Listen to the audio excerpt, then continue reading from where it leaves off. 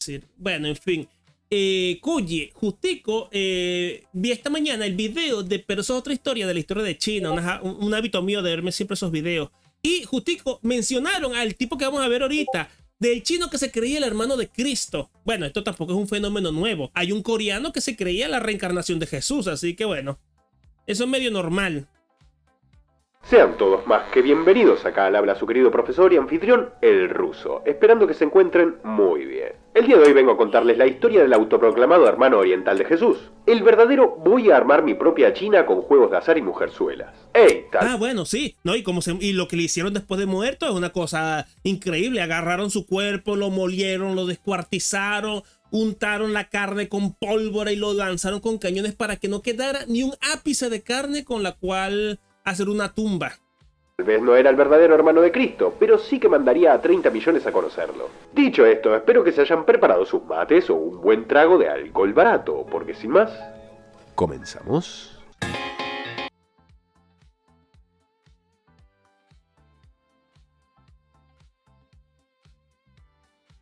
Te lo voy a subir un poquito.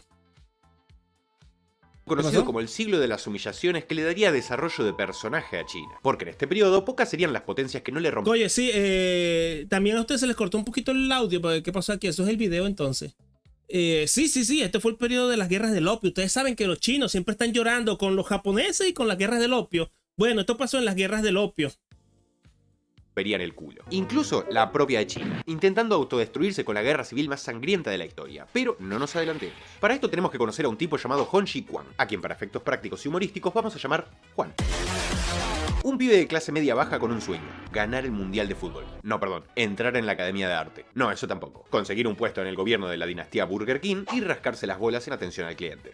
Sí, es esa, pa. El problema es que los exámenes imperiales eran re complicados y a Juan le fue como el orto en repetidas ocasiones. Por lo que en un cómico paralelismo con cierto pintor austriaco sería rechazado y acá empezaría un evento canónico. Oye, ¿verdad que así? El tipo fue rechazado como el pintor. Y bueno, empieza el evento canónico de China. Yo me quedo loco con las mortandades que hay en China, Cada guerra son mínimo 20 millones de muertos. Memo, un día hay que checar el canal de Damián Cook. Es historia innecesaria. Medio cucardo, pero buen contenido. Espérate, voy a buscar el Discord. Para China. El tema es que un día de 1837 a Juan le dio una crisis nerviosa y al irse a dormir se le aparecería un viejo barbón que le diría: escuchá, guachín, yo soy tu padre. O sea que, ¿sos Dios? No, boludo, soy tu papá, volví de comprar cigarros. Entonces Jesús es mi hermano. ¿De qué estás hablando, boludo? Somos chinos. Jesús nació en Belén. Entiendo, padre. Soy el hijo de Dios, hermano de Jesucristo, y mi misión es matarlos a todos. Sí. Sí. Bueno, pero entonces mándame... Coño, no tienes Discord. Bueno, es historia innecesaria. Creo que yo conozco el canal. ¿Cómo se llama el canal? Y ahorita lo buscamos.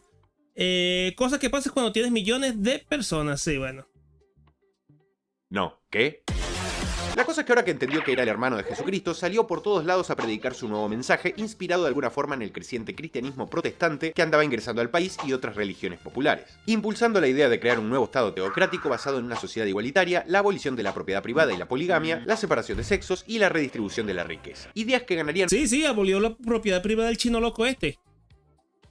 Muchos seguidores, sobre todo tras la primera guerra del opio, sobre la cual ya hice un video por si querés ir a verlo. La gente la pasaba fatal, con hambrunas, opresión, enfermedades, pobreza, todo mientras el gobierno era corrupto a más no poder y sus funcionarios se daban la gran vida. Bueno, me recuerda la casa. Y ustedes se acuerdan de Avatar, ustedes se acuerdan del Reino Tierra, que está en decadencia total mientras el Rey Tierra está allí haciendo pelotudeces. Bueno, literalmente el Reino Tierra está inspirado en el siglo de humillación china. Sí, es China, claro. Pero no solo es China, es justico este periodo. La casa. Es decir, no hacía falta que los extranjeros vinieran a maltratar chinos, ellos se maltrataban solitos. Y llega un tipo hasta el culo de opio que una de sus enseñanzas era dejar atrás al gobierno manchú y hacerlo mierda, porque en realidad eran la encarnación del demonio en la tierra. Creo que con esto último muchos de nosotros también nos hubiéramos unido. Tiene que cerrar el estadio.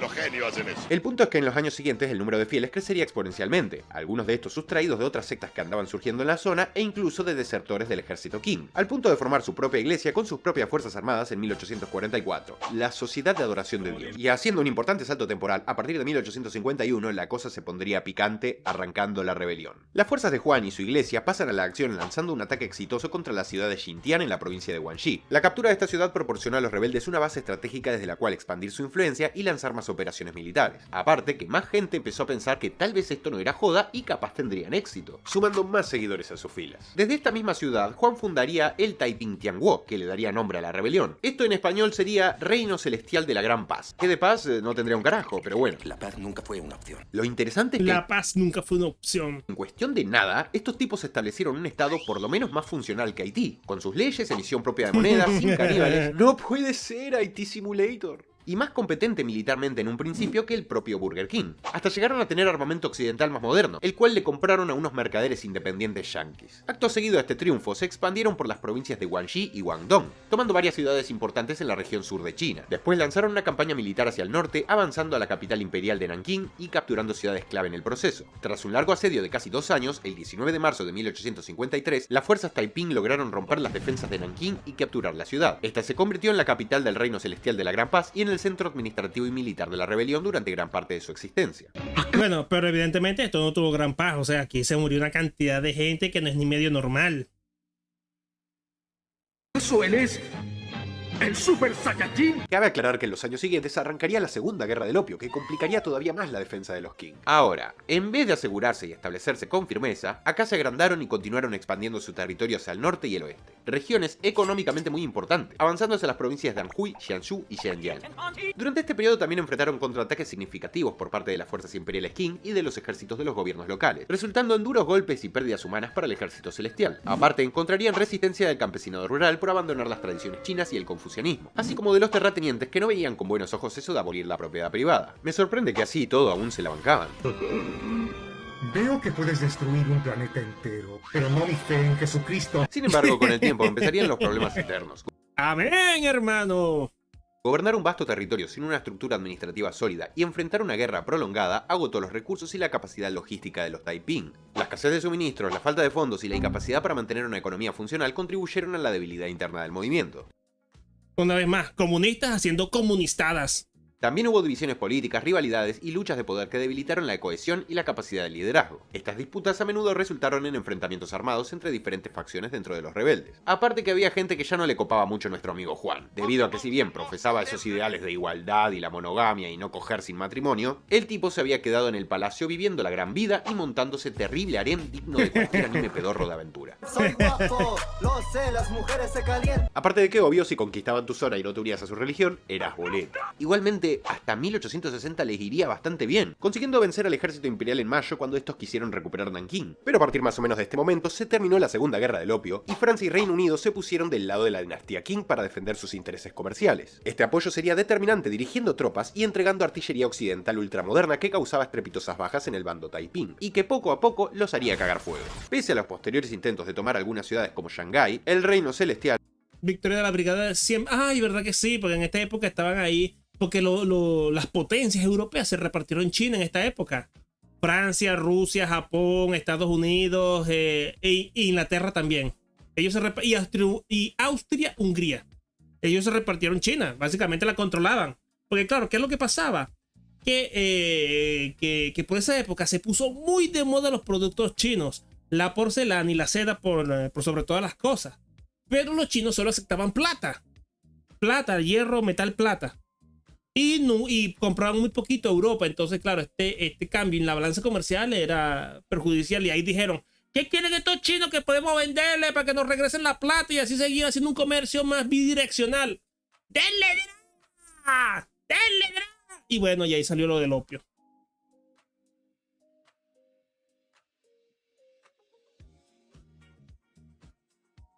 Incluso Alemania también. Bueno, Alemania no existía en esa época. Memo, después de este video que me dijiste que ibas a ver el del sábado. ¿Cuál es el del sábado, Yadas? no encontraría más que derrotas, y los Qing sí, el de Alba Mayo, pero ¿cuál? ¿El de los juegos que tus ideas son estúpidas o el de las historias?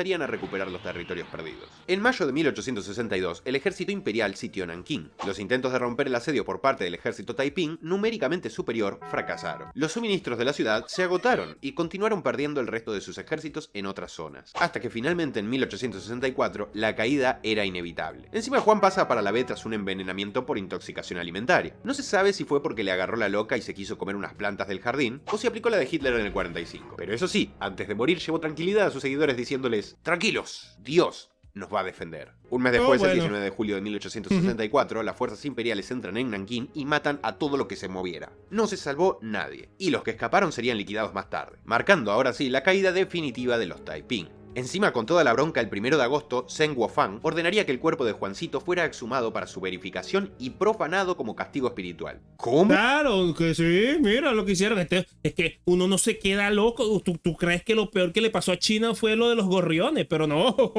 los chinos estaban acostumbrados a este tipo de desastres terribles. Tras la exhumación fue desmembrado, incinerado y sus cenizas fueron disparadas por un cañón para esparcirlas por ahí.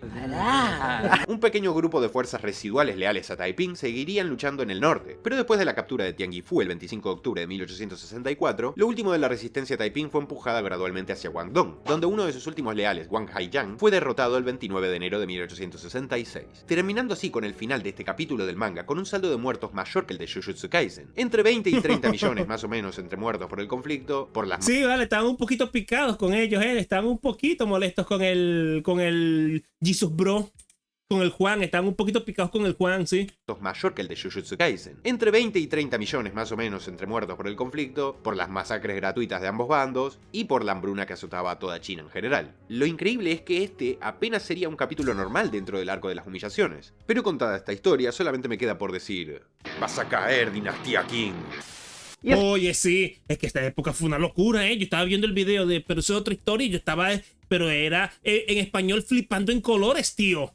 Porque aquí pasaba todo, rebeliones, golpes de estado de karatecas, amantes, emperatrices, asaltos comando, embajadas, aquí había de todo, pues esto era el peak cinema esta es la temporada cumbre de China, antes del DLC del comunismo.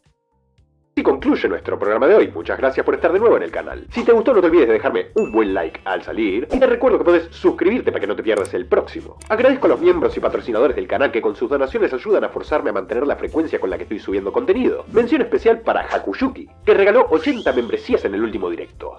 Oye. ¿Quiere que le baile? ¿Haría eso por mí? Si no poder o creer, pero te caigo bien y querés hacer un poco más por mí, podés dejarme en los comentarios las palabras chinchulín cristiano, para que el algoritmo haga lo suyo. Sin más. Bueno, pues algo así se le puede ocurrir a alguien en el futuro aplicar el cuerpo de Diosdado. Bueno, cuidado si no lo hacen con Chávez, Cargar, me despido, esperando que tengan una buena semana. Buenas noches. El memo después de que le dona 2 millones. No, yo voy para tu casa y bueno, de ahí tú sales así. Bueno, o salgo yo así, dependiendo de tu preferencia. Nada de bolívares, ahí no, ni siquiera un escupitajo en la boca le sale por 2 millones de bolívares.